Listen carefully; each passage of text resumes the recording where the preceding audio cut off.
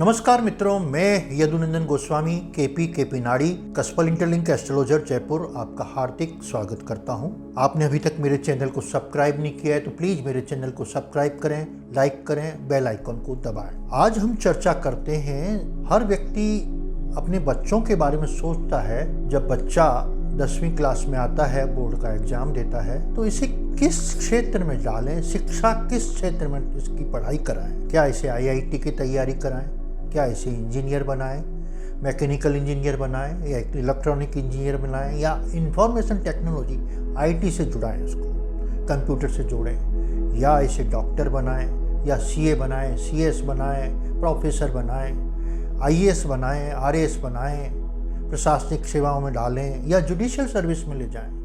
यह सब हम ज्योतिष में कृष्णमूर्ति पद्धति के माध्यम से शिक्षा को देखना पड़ता है।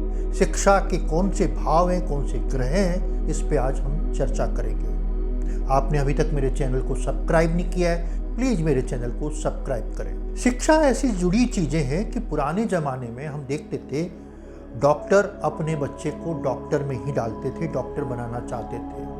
आज का युग, जब हमारे पास डॉक्टर इंजीनियर आते हैं तो वो देखते हैं, कहते हैं कि हमारे बच्चे में कौन से क्षेत्र में जाने की संभावना है, जहां इसकी प्रोग्रेस हो। हमने अगर इसको डॉक्टर है और डॉक्टर बनाने की सोच लिया तो ये अपनी एक बुद्धिमत्ता और अपने जो इसके जन्मकालीन प्लानेट हैं उनके विपरीत तो नहीं जा रहा है। ये इसे ज़्यादा मेहनत करनी पड़ेगी, बहुत मेहनत करने पर भी सफलता नहीं मिल पाएगी। इसे उस क्षेत्र में डालें जहां इसको सफलता बहुत जल्दी मिले, और ऐसे क्षेत्र में शिक्षा लें जहां इसको बहुत ही शानदार इसका स्कोप हो। इस संबंध में हमने एक पिक्चर देखी थी, 3 इडियट। उसमें एक पिक्चर में आमिर खान की पिक्चर थी, उसमें देखा था कि व्यक्ति को उसके जो टैलेंट है उससे उसको जोड़ना चाहिए। उसका अगर पत्र लेखन पर है, उस पर किताब लिखने का है, उसका पेंटिंग बनाने पर है, उसका वर्ल्ड लाइफ फोटोग्राफी करने का, जो क्षेत्र में जाना चाहता है उसे वहाँ ले जाना चाहिए। उसे जबरदस्ती किसी भी क्षेत्र में धकेल कर उसको शिक्षा नहीं देनी चाहिए। शिक्षा के लिए बहुत सारे प्लानेट हैं, यानी लग्न का संबंध कृष्णमूर्ति पद्धति में व्यक्ति शिक्षा लेगा तो लग्न का संबंध चौथा जो प्राइमरी एजुकेशन है उससे संबंध होना चाहिए। 9वां भाव जो हायर एजुकेशन से संबंधित है उससे होना चाहिए, और 6ठा भाव कंपटीशन का भाव है, क्योंकि आजकल चाहे आप प्राइमरी एजुकेशन कर रहे हैं वहाँ पे भी आपको 95% नंबर लाने, हायर एजुकेशन है वहाँ पे भी आपको टॉप करना है, और कंपटीशन एग्जाम में तो टॉप वालों का ही बोलबाला है। बहुत 10 लाख आदमी बैठते हैं परीक्षा में, उसमें से 1000 आदमियों का सिलेक्शन होता है, और हम देखते हैं बहुत मेहनत करते हैं, वर्षों तक लगते हैं। बहुत माँ बाप भी इतनी मेहनत करके उस सफलता के लिए मूक दृष्टि से देखते हैं कि सफलता मिले, बच्चे का भविष्य सुखद हो। तो लग्न का संबंध, तीसरा भाव जो लेखन से संबंधित है, आप पढ़ाई लिखाई करोगे तो किताबों को पढ़कर ही करोगे। चौथा भाव एजुकेशन का प्राइमरी भाव है, यानी हम 12वीं तक की जो पढ़ाई देखते हैं हम पंचम लग्न से ही देखते हैं। साथ में 6ठा भाव कंपटीशन का भाव है, 10वां भाव प्रोफेशनल जिंदगी का भाव है, तो प्रोफेशन से भी उसका संबंध होना चाहिए। 7वां भाव आपका प्रोफेशन, अलग ढंग का प्रोफेशन है, जैसे CA का काम है, डॉक्टर का काम है, वो किसी की नौकरी भी कर सकता है और अपना सेल्फ एम्प्लॉयमेंट भी बना सकता है। तो वहाँ पे 7वां भाव का भी संबंध हो जाता है जो प्रोफेशन से जुड़ता है। 8वां भाव रिसर्च का भाव है, जहाँ बहुत बड़ी रिसर्च किया जाता है, वो 8वां भाव से देखते हैं।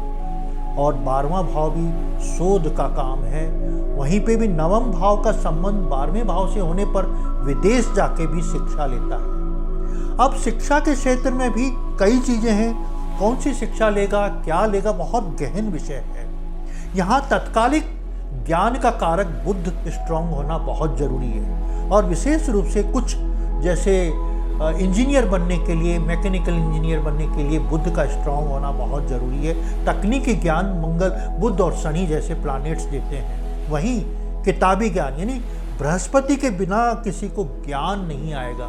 अगर लेक्चरर बनना है, टीचर बनना है, तो गुरु अच्छा होना ही चाहिए। जुडिशियल सर्विस में कोई जाना चाहता है तो अगर उसका सैटर्न अच्छा नहीं है, जुपिटर अच्छा नहीं है, तो उसके फादर चाहे हाई कोर्ट के जज हों, सुप्रीम कोर्ट के जज हों, उनका बच्चा नहीं बनेगा। मेरे पास एक चार्ट आया था, तो सुप्रीम कोर्ट के वो एडवोकेट थे और उनके पास चैम्बर था। वो चाहते थे अपनी बेटी, इकलौती बेटी थी, उसको चैम्बर मिले उनका मरने के बाद। तो उन्होंने की बेटी बीएससी किया, फिर उन्होंने इंजीनियरिंग किया। इंजीनियरिंग करने के बाद पीजी किया, एमटेक किया, लेकिन फिर भी उनके पिता को लगा कि तो लॉ करना ज़रूरी है। तो बड़ी मुश्किल से उन्होंने लॉ करवाया उसको, और केवल इसलिए करवाया कि उस चैम्बर में बैठ सके और लोगों को साथ उसके साथ काम कर सके, उसकी उपादेयता बने और धन कमाए।